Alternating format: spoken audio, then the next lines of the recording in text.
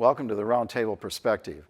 I'm your host, Tom Roach. I'm joined today by my guest, Dr. Giovanni Aloi, who's here to talk about an exhibition at Dre House in Chicago that he curated, which recently closed.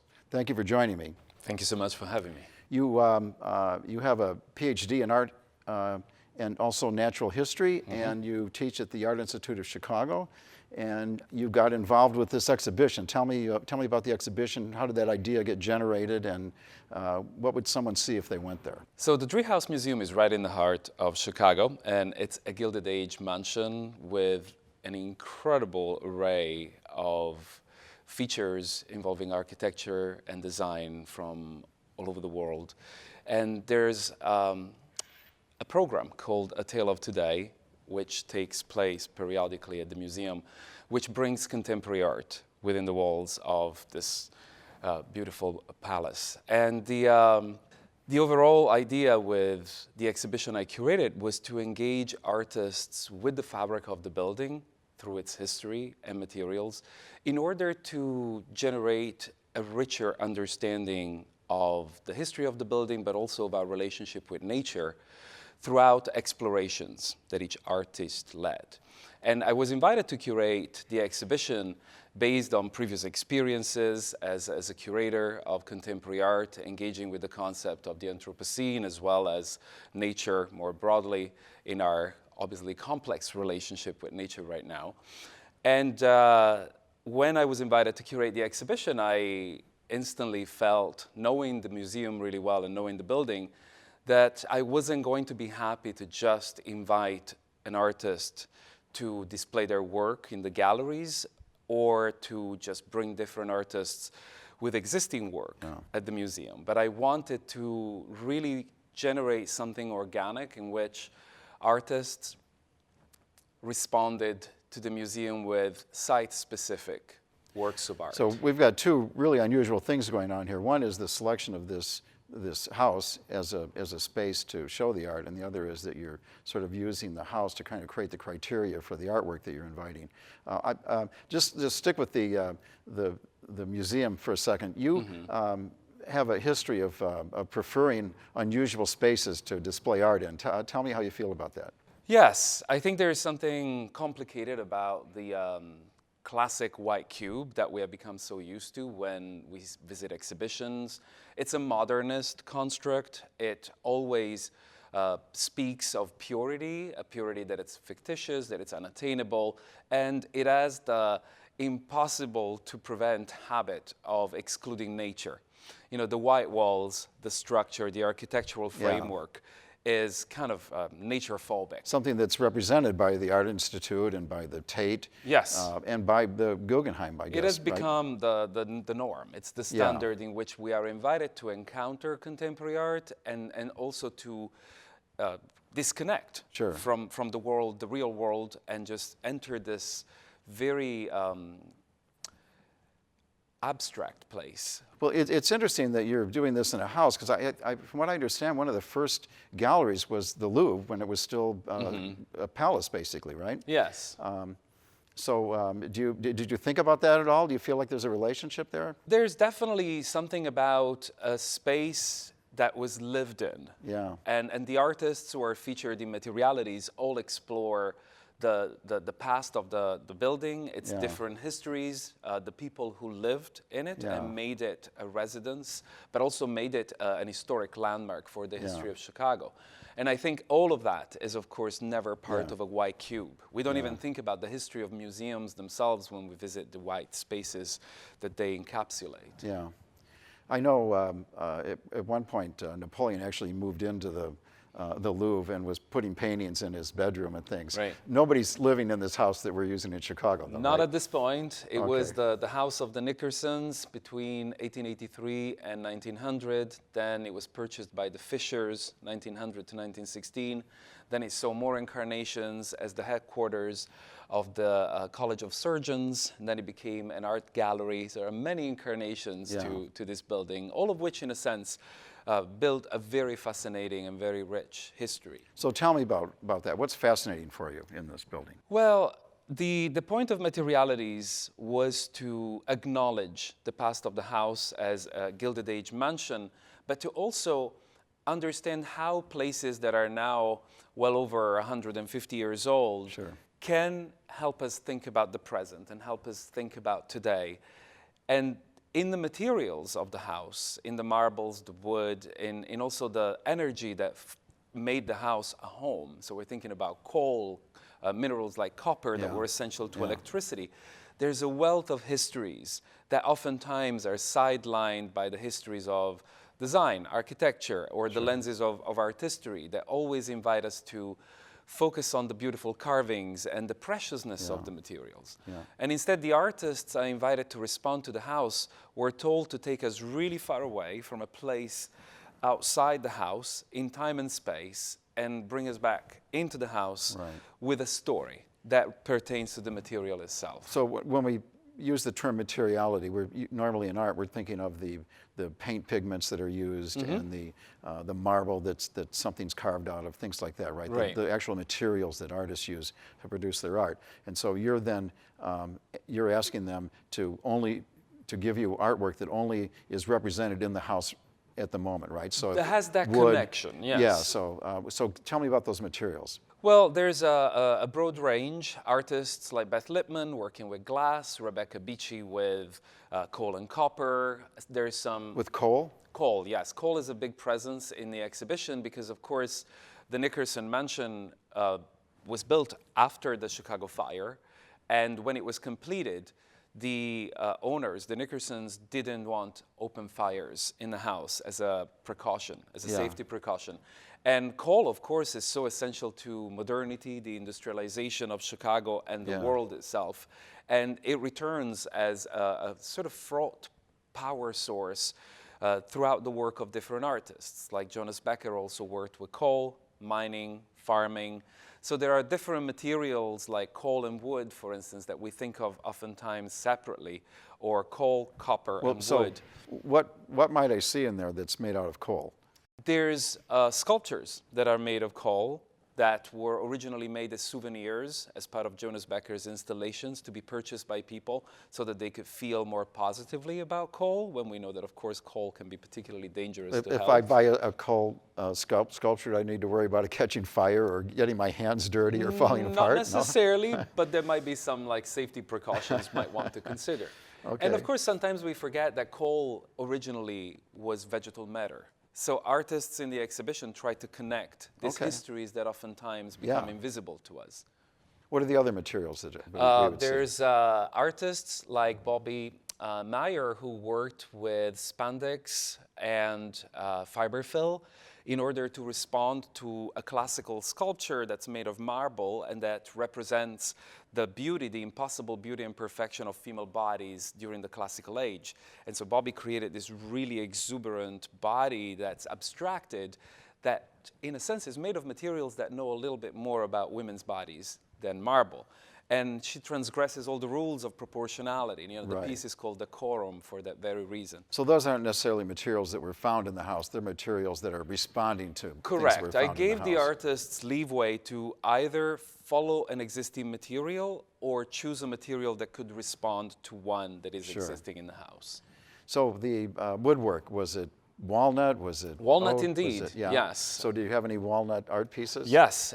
Jonas Becker worked with a pretty substantial piece of walnut that it's sliced into sections, but still retains the bark and the moss that grew around it. So it's suspended between the status of nature and culture, never really fully becoming something useful, and reminding us of all the walnut, of the paneling and wainscoting around this beautiful room, which used to be the dining room, which, of course, as we walk into it, it's the carvings that we look at, and it's the gloss and the refinement of the wood. And when you see it in contrast, when we see this lump of wood that looks almost kind of like too raw to exist in that space, then we're reminded that that room is actually, used to be a forest somewhere.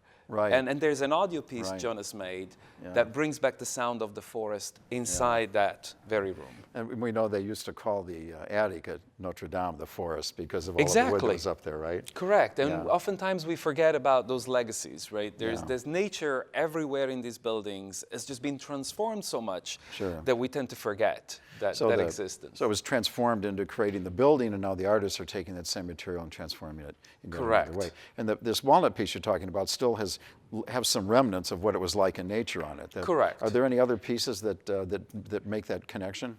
There are pieces like, for instance, Lale Motleg's floating carpet. It's a reinterpretation of a Persian rug that used to be in the house but went missing many decades ago. And for that piece, Lale used leaves that have been collected around the Driehaus Museum this past autumn, mixed with leaves from her native home in Iran. The carpet is made of acrylic, and it's been filled with these fragmented leaves. And it connects her reality as an immigrant from Iran to the United States through this vegetal material. And you mentioned glass. What would we have seen in glass? Well, Beth Lipman has been working with glass for many, many years, and she uses glass as a medium that merges and brings together elements that might seem at first not related to each other. And she responded to the glass in the house, like the windows, for instance, which were separating the house, the interior, from the outside. You know, a gilded mansion like the Nickerson Mansion was a fortress in a Chicago that was incredibly smelly and polluted and noisy.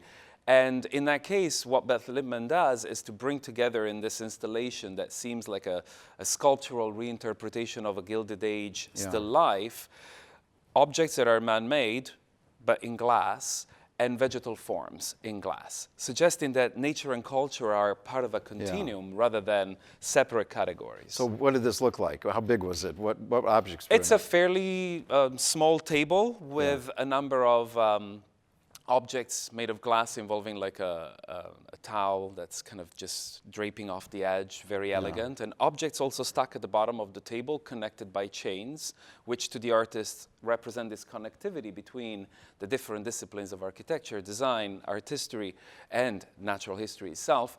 And the very interesting aspect of that work to me was the inclusion of sphenophyllum, which is a plant that went extinct 250 million years ago. It used to thrive in the region of Chicago during the Carboniferous period. So it is a plant that grew when coal began to form in the earth. So it connects many works in the exhibition, but also this idea of connectivity and the blurring of the boundaries between nature and culture is really essential to the whole idea of materialities. You have a deep understanding about the background on these plants and things, and also the work that the artists are doing.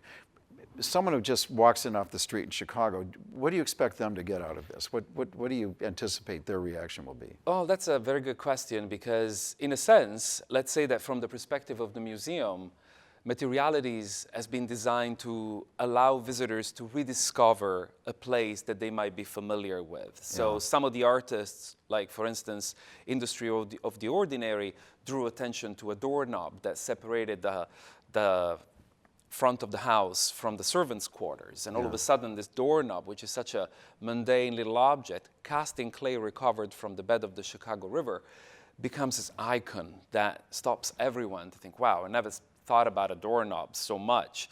And Luftwerk looked at the constellations of lighting in the ceilings of the Nickerson Mansion and created a beautiful three-dimensional interpretation of the constellations. You know, the Nickerson Mansion was a palace of technology when it opened as a home in 1883. Yeah, electricity was just becoming available. Exactly, right? And the Nickersons were very, very proud of the electrical marvel. So they put Edison bulbs absolutely everywhere in the house. So there is this idea of inviting visitors who know the house to rediscover it in a different light. There's the dimension of rediscovering how the history of Chicago at that time, which is a very delicate time after the Great Chicago Fire, impacted the history of the world, how we turn to nature, which oftentimes we think about nature and industrialization and nature and modernity in very functional ways. And instead, many of the artists bring in a poetic dimension to that relationship, sort of asking questions about the connection between us and nature instead of working our way through this separation that seems to be impossible to avoid. But it's also an invitation, I think, for those who see the exhibition to return to their homes and slow down and pay more attention to the materials around them and dig a little bit deeper beyond styles and beyond traditional cultural lenses to just find a different pace, a different level of attention. You know, and the exhibition, I think, calls for a slowdown, a meditative slowdown, and also for a heightened register of attention for everything around us. What kind of materials were available when they made the house in the 1880s? Very traditional. The director of the museum, Lisa Key, always likes to mention that just in the hall there are 17 different kinds of marble that traveled from different areas in the United States as well as Italy and other parts of Europe. There's a lot of wood, of course, as you can imagine. There's incredible tiles, so there's lots of custom-made, very expensive ceramic tiles. And in a sense, this opulence is what the artists are trying to negotiate. You know, the Gilded Age was extremely important because of that ostentatious desire to bring together art and culture through different materials. And I think the response of artists sometimes has been to sort of try to tone it down a bit. Like Dakota Mace wanted to flood one of the galleries upstairs, which is still filled with beautiful tapestry and wainscoting and fireplaces, with yellow. Yellow as a healing color from her Diné Navajo culture that is gained from the maceration of leaves, eucalyptus and turmeric. So bringing this elemental dimension to this opulence and kind of creating a contrast there. So this doesn't really represent Chicago area building materials. This is a world showcase, right? This is to a degree, yes. But there are interesting histories, for instance, related to Chicago cultural approaches to materials. Like Jefferson Pinder created this fictional music machine that allows into a very exclusive room in the house that used to be the smoking room where the gentlemen talked about business and politics. To hear, there's an audio component, we can hear the voices of Chicagoans who lived in disadvantaged areas. And as you can imagine, that's a very strident contrast. Yeah. And he cladded this music machine with tiles recovered from demolished homes in Bridgeport that used to belong to workmen. Yeah. And they contrast with the beautiful tiles that have a Moorish design and they're very expensive. So there's this idea of social class that is anchored in Chicago itself. Another interesting material, like I mentioned, Industry of the Ordinary, using clay recovered from the bed of the Chicago River. For instance, I had never come across this piece of information that after the Chicago fire, I knew that after the Chicago fire, the local ordinance that was passed required buildings to be constructed with brick to avoid another disaster. But what I didn't know is that a lot of the clay that those bricks were made of came from the bed of the Chicago River because it was an easy place where to acquire clay. And the whole of the house within its walls, therefore, contains the soul of the Chicago River in the form of bricks. They're invisible. One has to know. And so the artists sort of really, in a sense, made the house apart to try and recover these histories of labor that oftentimes are just erased because they're not really part of the historical accounts of the house itself and also other realities. I understand you had 50 submissions for this. Yes, we had an open call because we wanted it to be a democratic process and open to everybody. And then with Lisa Key, the director of the museum, and Celian Falgenhauer, the director of exhibitions, we looked at what came to us, and we had to make very difficult choices to narrow down the number of submissions. And also, we had to consider what was possible within a space that, because it's not a white cube, prevents us from hanging a nail in the wall, or Right. even move a wall, as you can do in a museum, or hang Yeah. anything from the ceiling. You know, There are some advantages to those white spaces, aren't there? many, and I think that was part of the challenge that we wanted to embrace with Materialities, was to really bring artists to embrace the space and to think about limitations as an important creative moment in their process, instead of thinking of it as kind Being of repurposed. yes, right? or something that it's blocking me from expressing my full potential. Then the Yeah. question became, how can I express a full potential that does justice to this building, which in itself is a work Yeah. of art? You feel that creativity is stimulated often by constraints, right? Yes.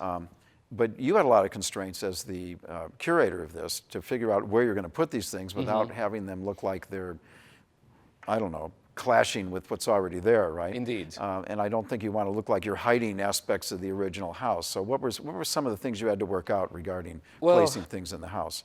Once we established the core team of artists, we had repeated meetings that everyone participated in and discussed. Just a second. So had they created these things already, or they were submitting proposals, and then you were yes. working with them as they were creating them? Correct. Okay. There all were right. only a couple of instances in which it was impossible budget-wise to create something new, Yeah. and artists repurposed existing work Sure. for the exhibition. Otherwise, all the work was commissioned and created for the exhibition itself. And in that sense, that was one of the challenges. It was to embed and align aesthetic concerns with the existing building, not wanting to smother what is there, but wanting to engage in a very calibrated dialogue. So give me some examples of things you had to work out. Well, for instance, works of art like Rebecca Beachy positioned in the hearth of a fireplace, or Jonas Becker wanting to place a massive piece of wood on a table that may or may not support it, you know, and Right. removing the original cutlery and ornaments on the table to accomplish So that. those are easy to imagine, of course, because the fireplace frames something. Right? Yes. And the table becomes a pedestal, right? Correct. Any unusual things? Did you do anything with a staircase or? No, staircases were off the map because of safety concerns. Yeah. We had to negotiate space in a way that was still accessible to. Marcel Duchamp was out of the question then, I take it. Yes, not the first choice. But we worked with respect with the existing nooks and crannies of the house to guide attention to what was there. So that was our principal, guiding principle. Did you have some interaction with people as they were going through it? What kind Always, of responses did yes, you get? I spent a lot of time at the museum engaging with people, leading lots of tours, and the response has been overwhelmingly positive because it is a one-of-a-kind exhibition. You know, it really, I think, shows, to the credit of the artists, that they really wanted to do a great job at engaging with an opportunity that might never come again. You know, this is really a one-of-a-kind exhibiting space, and it really engages, it really demands attention, and it demands a kind of nuanced involvement. And I think all the artists really responded to that. That's really unusual today. You know, when I think of this conceptually, I think of maybe Michelangelo, who was commissioned to do sculpture that he knew was going to go in this, you know, in this place, in this niche, in this palace. But today, I think artists rarely try to imagine where their work is going to go. They're just creating it and assuming that somebody will have the good taste to not put it behind a column or something, right? Yeah, absolutely. Can you give other examples of shows like this where they've Well, there have been them? shows in different museums or other museums that have interesting and unusual interiors where individual artists have been invited to respond to a specific aspect of an existing architectural feature. But this is, to my knowledge, the first exhibition to gather such a large number of artists to respond to the whole building. You know, the exhibition starts on the first floor and it ends on the third. It's the largest contemporary artistic exhibition the Driehaus Museum has ever had. Interesting. You know, it makes me think of the, and I don't think it's still there, but there was a house outside of Boston where the family had collected a lot of Impressionist art, and they donated it with the understanding that it couldn't leave the house. And so if you wanted to see this, you had to actually go and walk through the house, and there were couches and dining room tables there, and then Picassos and Monets and things hanging on the wall. Yeah.